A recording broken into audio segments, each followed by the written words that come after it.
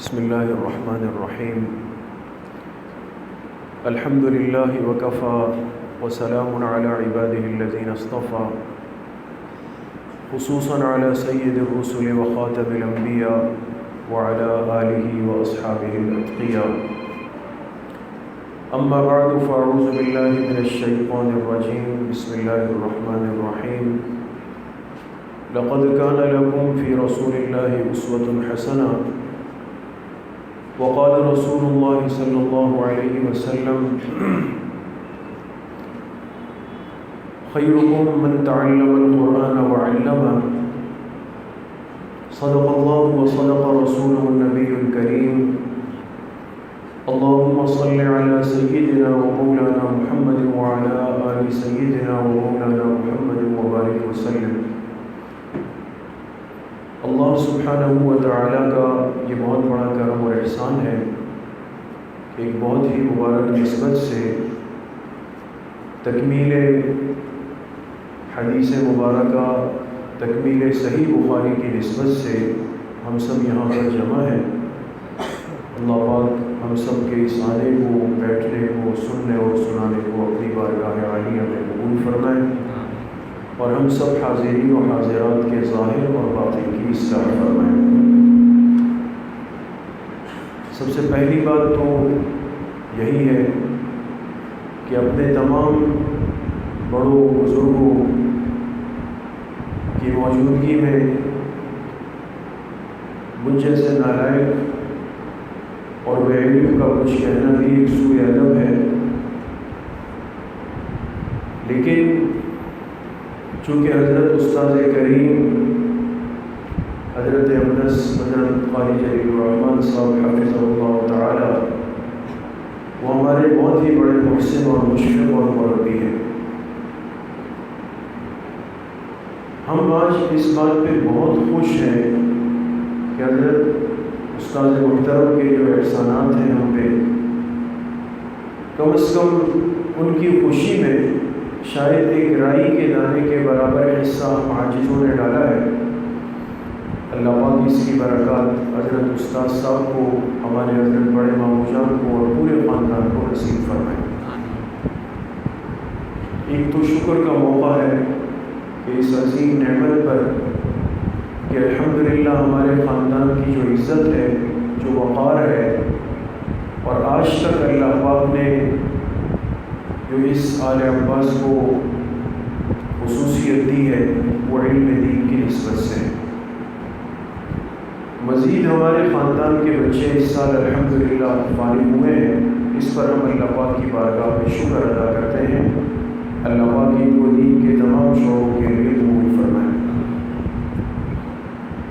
دوسری بات، چونکہ ہمارا بیٹھنا حدیث مبارکہ کے ختم کی نسبت سے ہے، اور حدیث پاک جناب رسول اللہ صلی اللہ علیہ وسلم کی ذات اقدس کے اقوال، افعال، احوال، ان تینوں کے مجموعے کو کہا جاتا ہے.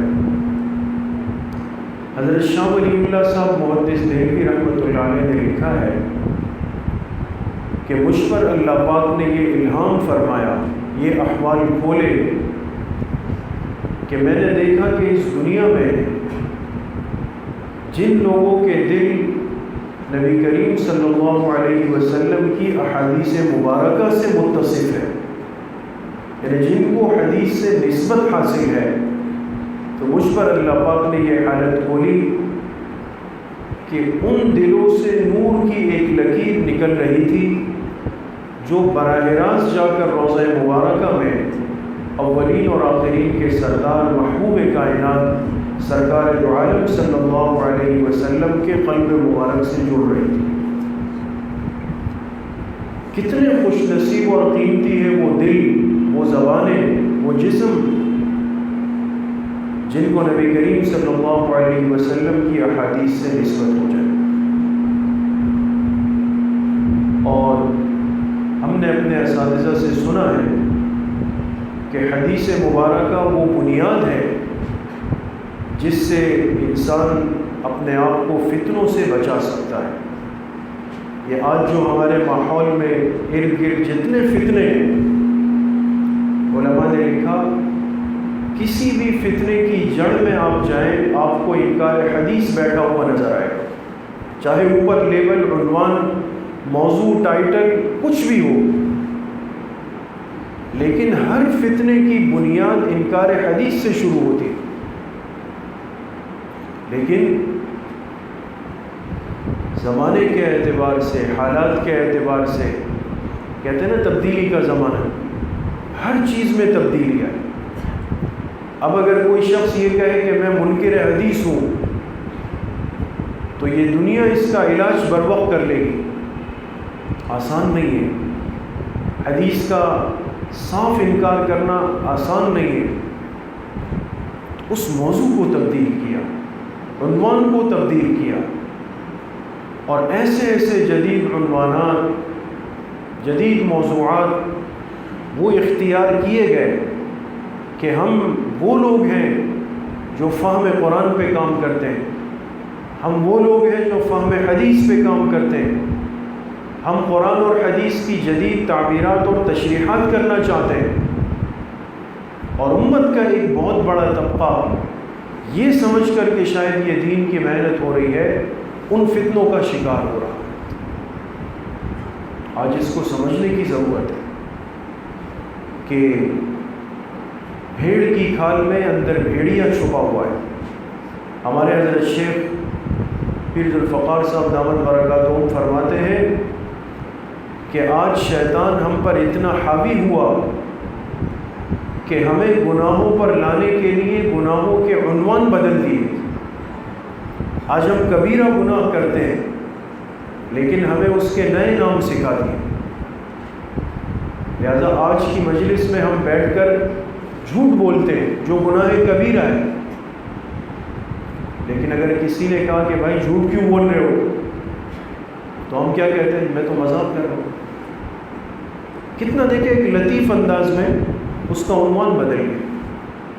جھوٹ جیسا گناہ کبیرہ مذاق جیسے خوبصورت لباس میں آ کے بدل گیا۔ غیبت کرتے ہیں، کوئی کہے بھائی غیبت گناہ ہے، مسلمان بھائی کا گوشت کھانا ہے، ہم کہتے ہیں بھائی غیبت میں تو گپ شپ کر رہا ہوں۔ جھوٹ بولا اس کو مذاق کا نام دیا، غیبت کی اس کو گپ شپ کا نام دیا۔ آپس میں نوجوان بیٹھ کر گالم گلوچ کرتے ہیں، فحش کلامی کرتے ہیں۔ کوئی کہے بھائی کیا کر رہے ہو، گالی دینا گناہ ہے، کہتے ہیں ہم کلوز فرینڈ ہیں، ہماری کھلی دوستی۔ گالی جیسا گناہ کر کے اس کو عنوان دے دیا کھلی دوستی۔ یہ شیطان جب انسان پہ حملہ آور ہوتا ہے اس کے دل دماغ میں اس گناہ کے نام تبدیل کروا دیتا ہے تاکہ یہ گناہ بھی کرتا رہے اور اپنے آپ کو مطمئن کرے۔ آج فتنہ انکار حدیث اپنے عروج پر ہے، لیکن میرے عزیز و دوستوں بزرگوں، اس نے اپنا لباس تبدیل کیا ہے، اپنا عنوان، موضوع، طرز اور طریقہ کار تبدیل کر دیا ہے۔ بہت بڑی ضرورت ہے کہ آج امت کو دوبارہ حدیث کے حلقوں سے جوڑا جائے۔ حضرت شیخ الاسلام حضرت مفتی محمد تقی عثمانی صاحب زیدہ مجدہ نے لکھا ہے کہ اس امت کا علم شروع حدیث سے ہوا، بنیاد حدیث سے پڑی، اور اس بنیاد کو لینے والے وہ صحابہ کرام ہیں جو حضور علیہ الصلوۃ والسلام کے ساتھ مسجد نبوی میں صفہ کے چبوترے پر بیٹھے۔ دیکھیں کوئی عمارت نہیں تھی، کوئی نصاب نہیں تھا، کوئی کتاب نہیں تھی، کوئی نہیں، لیکن کیا پڑھ رہے تھے؟ تو حضرت فرماتے ہیں کہ اس دین کے سب سے پہلے طالب علموں کا علم وہ جناب رسول اللہ صلی اللہ علیہ وسلم کی پوری زندگی تھی۔ حضور بیٹھتے کیسے ہیں، چلتے کیسے ہیں، کھاتے کیسے ہیں، گھر کیسے داخل ہوتے ہیں، مہمانوں کے ساتھ کیسے بولتے ہیں، سفر میں کیسے ہوتے ہیں، جہاد میں کیسے ہوتے ہیں، دعوت میں کیسے ہوتے ہیں، مہمانوں کے ساتھ کیسے ہوتے ہیں، یہ ساری چیزیں ان صحابہ کرام ان کا پہلا علم تھا۔ اور اسی علم کو لے کر انہوں نے امت تک منتقل فرمایا۔ آج ہمارے پاس جو زندگی کا ایک سلیقہ ہے، ہم جو انسان بن کے دنیا میں زندگی گزار رہے ہیں، اور ایک ڈھنگ کی زندگی ہمارے پاس ہے، یاد رکھیں یہ ان اولین صحابہ کا احسان ہے جنہوں نے فاقے برداشت کر کے حضور کی زندگی کو امت تک منتقل کیا۔ کتنا آسانی سے شرکت ہو گئی، جی کہاں جا رہے ختم بخاری شریف میں، یہاں جا رہے وہاں، یعنی اس حدیث کی اہمیت دلوں سے ختم ہو گئی۔ صحابہ کے نام سامنے آتے ہیں، عن ابی ہریرہ رضی اللہ عنہ قال قال رسول اللہ صلی اللہ علیہ وسلم، بس حضرت ابو ہریرہ کا نام گزر گیا، کسی کے دل دماغ میں واہمہ خیال تک نہیں آیا کہ یہ ابو ہریرہ کون ہے، ان کے کیا احسانات ہیں امت پر۔ علماء کرام تشریف فرمائے، حدیث پاک میں آتا ہے سن 7 ہجری غزوہ خیبر کے بعد ایمان لائے، اور حضور علیہ السلام دنیا سے تشریف لے گئے سن 11 ہجری۔ حضور کی صحبت میں 3 سال ملے، صرف 3 سال، بہت کم عرصہ، لیکن 3564 احادیث کے راوی، سب سے زیادہ۔ اس پر شبہ ہوا کہ بھئی سب سے کم آپ کو موقع ملا اور سب سے زیادہ حدیثیں آپ نقل کر رہے ہیں۔ بعض صحابہ کو تشویش ہوئی کہ کہیں ابو ہریرہ اپنی طرف سے تو نہیں بنا رہے، تو ان سے پوچھا کہ اقل صحبتاً و اکثر استفادتاً، اتنی کم صحبت اتنی زیادہ احادیث، یہ کیسے ہوا؟ اب اپنی وضاحت کی، فرمایا یہ ایسے ہوا کہ جب ابو ہریرہ اسلام میں آیا، حضور علیہ السلام کی صحبت میں آیا، تو پھر ابو ہریرہ کے لیے اپنے پیغمبر کے دروازے کے علاوہ اور کوئی چیز نہیں تھی۔ ہمارے انصار بھائی وہ کھیل جاتا، تو اہل عرب میں یہ ایک طریقہ علاج تھا کہ اگر کسی کو مرگی کا دورہ پڑ جائے تو وہ کہتے تھے ایسے آدمی کے گردن پہ پیر رکھ کے گزر جائے، گردن پہ، جیسے ہمارے یہاں بھی مرگی کے مریض کو چمڑے کی چیز سنگھاتے ہیں، شاید اس کو ہوش آ جائے، عربوں کے ہاں اس کی گردن پہ پیر رکھتے تھے۔ اب میں گر گیا مسجد نبوی کے دروازے میں، لوگ کہتے تھے ابو ہریرہ کو مرگی کا دورہ پڑا، کوئی مسئلہ نہیں تھا۔ اتنی قربانیوں سے حضور علیہ السلام کی باتوں کو لیا، محفوظ کیا، اس قربانی کے طفیل اور اس کی برکت سے آج امت تک دین کا بہت بڑا حصہ منتقل ہے۔ اس لیے میرے عزیزوں دوستوں بزرگوں، عرض کرنے کا مقصد صرف اتنا ہے کہ ہمیں اس عظیم نعمت کی قدردانی کی آج بہت بڑی ضرورت ہے۔ حضور کی زندگی کیسی تھی؟ اتباع سنت اس امت کی نجات کی بنیاد ہے، اس کے بغیر نہیں ہو سکتا۔ حضرت مجدد الفسانی رحمۃ اللہ علیہ، سید احمد سرہندی رحمۃ اللہ علیہ، وہ فرماتے ہیں کہ مجھے اللہ پاک نے دل میں ڈالا، میں نے پہلے ظاہر کے علوم حاصل کی، جس کو علم شریعت کہتے ہیں، جب وہ مکمل ہو گئے تو پھر اللہ نے دل میں ڈالا کہ اب باطنی علوم حاصل کر۔ جب باطن کے علوم کو سیکھنے کے لیے نکلا تو تب پتہ چلا کہ باطنی علوم کے تو کئی سلسلہ نقشبندی الگ ہے، قادریہ الگ ہے، چشتیہ الگ ہے، سہروردی الگ ہے، لیکن میں نے ایک ایک سلسلے کے پورے علوم حاصل کیے، باطن کے علوم پورے ہو گئے۔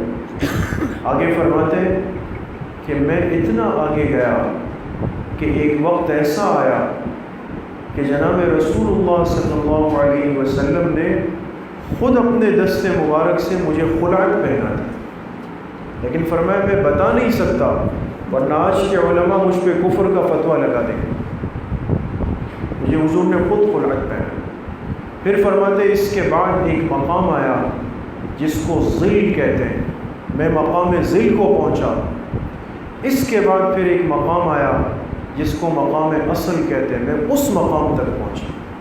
اب مقام ذیل مقام اصل کیا ہے تو ہمارے بزرگ جانتے ہیں۔ اتنی انتہا تک پہنچنے کے بعد اب اصل بات عرض کرنا چاہتا ہوں۔ حضرت مجدد صاحب رحمۃ اللہ علیہ فرماتے ہیں کہ سب چیزیں اللہ نے مجھے دی، لیکن آخری بات جو میں کہوں گا اور جو میری اس کہی ہوئی بات پر آمین کہے گا تو اللہ میری بھی اور اس آمین کہنے والے دونوں کی مغفرت کرے۔ اب وہ کیا بات کی؟ فرمایا یہ سب کچھ حاصل کرنے کے بعد میں اللہ پاک سے کہتا ہوں کہ اللہ میری زندگی اتباع سنت میں گزرے، میری موت آئے تو اتباع سنت پہ ہو جائے۔ اتنے علوم حاصل کرنے کے بعد بھی نجات کا ذریعہ کس کو سمجھ رہے ہیں؟ اتباع سنت۔